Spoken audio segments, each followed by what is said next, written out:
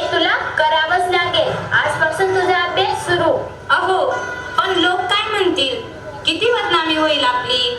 लोक थू थू करतील आपल्यावर. स्त्रिया या घरातल्या कामातच बऱ्या वाटतात. असं बाहेर जाऊन नाही हो. बरं असू द्या, पुस्तक राहू द्या बाजूला. मला लय कामं आहेत. ए माझ्या बाळा, गप माझ्या सोन्या. काय हो माझ्या सोन्याला, काय म्हणतोस? उगव ग माझं बाळ. अगं बाई, याचं अंग तर लय तापलंय. ते पण घरी नाही. आता मी काय करू?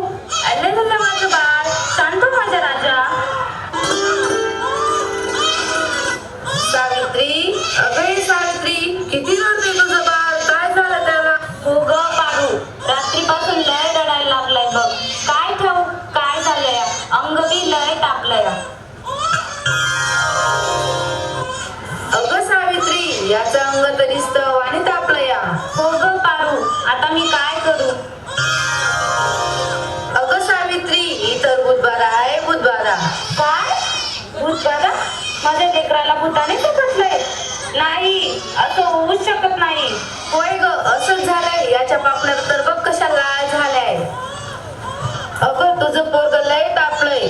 आता रडत बसू नको, वेळ वाया घालू नकोस. आपल्या गावाबाहेर मांत्रिक बाबा आले. लय सारे उपाय करतात ते. त्यांच्याकडे घेऊन जा. वाटलं तर मी येते तुझ्या सोबत. होय होय, चल लवकर. माझं लेकरू लय तापलंय. बाबा की जय हो, बाबा की जय हो. बम बम बोले, बम बम बोले. बाबा, ते बघा एक बाई आपल्या बाळाला घेऊन येत आहे आपल्याकडे. म्हणजे आपली आज कमाई होणार.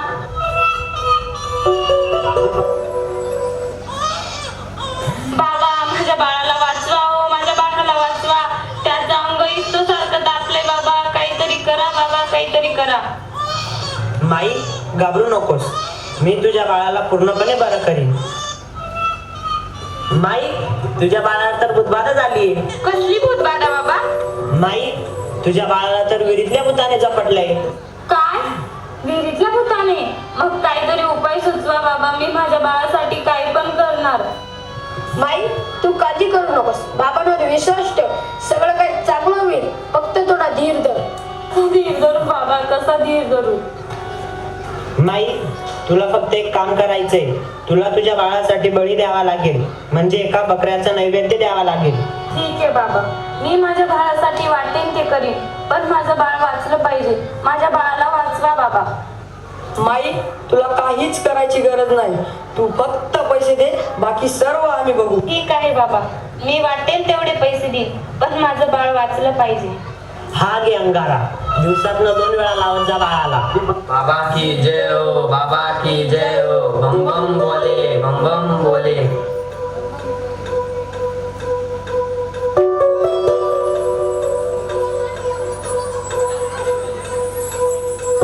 अगं बाई, याचा अजून कसं काय ताप कमी नाही झाला? काल बाबांकडे जाऊन पण काही फरक पडला नाही.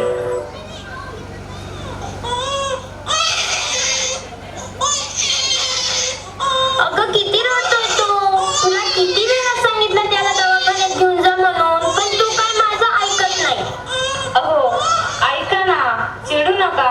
जरा बघा ना हातात घेऊन. याचा ताप कायच कमी नाही झाला. जरा बघा ना, याला काय झालंय? त्यावेळेस तुला किती वेळेस सांगितलं की घरात डिलिव्हरी करू नको म्हणून. अशा वेळेस एका आईचं आणि बाळाचं दवाखान्यात असणं किती महत्वाचं असतं हे माहित आहे का तुला? अहो पण पुरुषाच्या हातून डिलिव्हरी करताना लाज वाटते. कसं वाटतं ते? त्यावेळेस दवाखान्यात कुठल्या महिला डॉक्टर पण नव्हत्या. मी कशी करणार होते डिलिव्हरी? अगं याचं अंग तर खूपच तापलंय. अशी कशी गाफील असतेस तू? अहो मग काहीतरी करा ना. दादा, लवकर जाऊन वैद्यांना बोलो. अहो मी याला देवाचा अंगारा लावते. बस कर सावित्री, हा सर्व अंधविश्वास असतो. अहो जरा विश्वास ठेवा. हे बघा, याचा ताप कमी होतोय. कपाळ पण अगदी थंड पडलंय. उठ ना बाळा, उठ, डोळे उघड. हे बघ, तुझी मम्मी तुला बोलवतीये. उठ ना पिल्लू, आई तुला आवाज देतीये. उठ ना बाळा, काय झालं? अहो याला काय झालं? हा उठत का नाहीये आणि डोळे पण उघडत नाहीये. ए बाळा उठ ना, काय झालं? अहो काय झालं याला? हा असा गप्प गप्प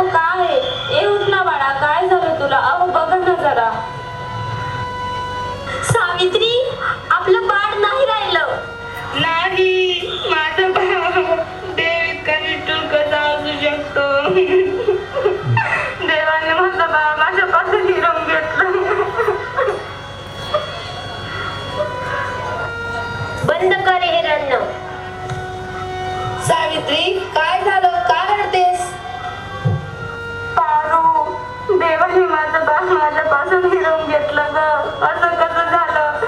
देव इतका निष्ठुर कसा असू शकतो ग?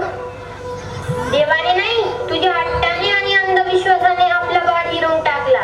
थोडीफार शिकली असती तर तुला माझं म्हणणं कळलं असतं, पण नाही. अडाणीच राहिली तू.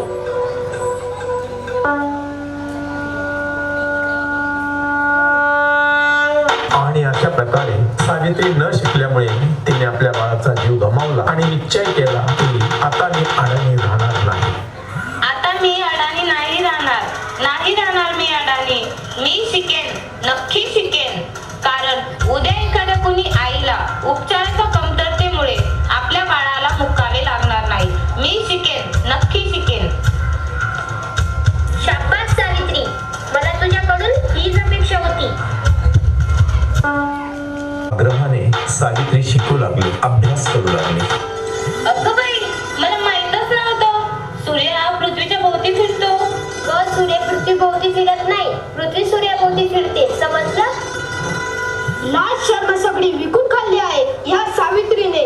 कलियुग आहे रे बाबा, कलियुग. उद्या डोक्यावर मिऱ्या वाटेल तेव्हा कळेल या सुमंतरावांना.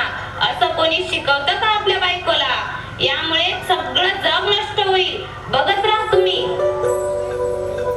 काय झालं? या समाजाला घाबरलीस का काय? हे तर तुला आयुष्यभर सहन करावं लागणार आहे. नाही, आता कोणी काही म्हणू दे, मी आता मागे हटणार नाही. मी शिकेन, नक्की शिकेन. चल माझ्या बरोबर.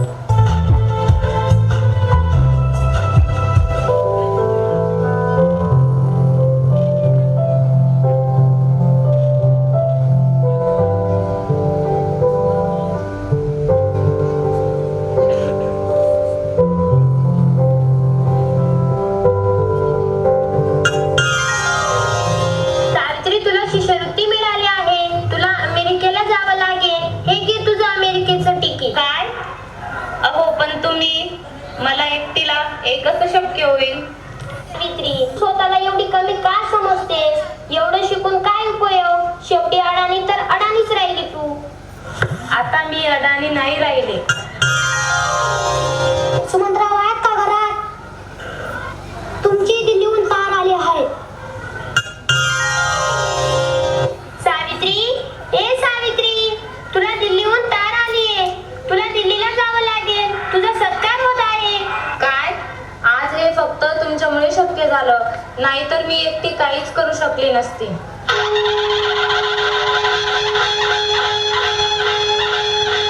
Congratulations, keep it up. महिलांचा सन्मान वाढवलात तुम्ही.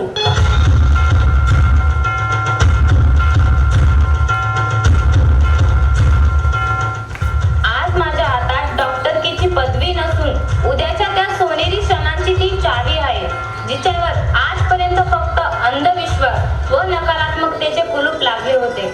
माझ्यासोबत अशा अनेक महिला आहेत ज्यांची स्वप्न चुलीच्या धुरात हरवून गेले आहेत. मला असं वाटतं की ही स्वप्नाची पतंग खुल्या आकाशात उडावी आणि प्रत्येक घरात सुमंतराव असावे. कारण हे या पतंगाच्या दोऱ्याला कधीच कापू देऊ नये. हे करणं खूप अवघड आहे, पण अशक्यही नाही. सावित्री, चुकलं आमचं, आम्हाला माफ कर. सावित्री, चुकलं आमचं, मला माफ कर. मी तुला नाही ते बोलले. तू आज शिकून समाजाला धडा शिकवला. आम्ही काय अडाणी तर अडाणीच राहिले. आता आम्ही पण शिकणार.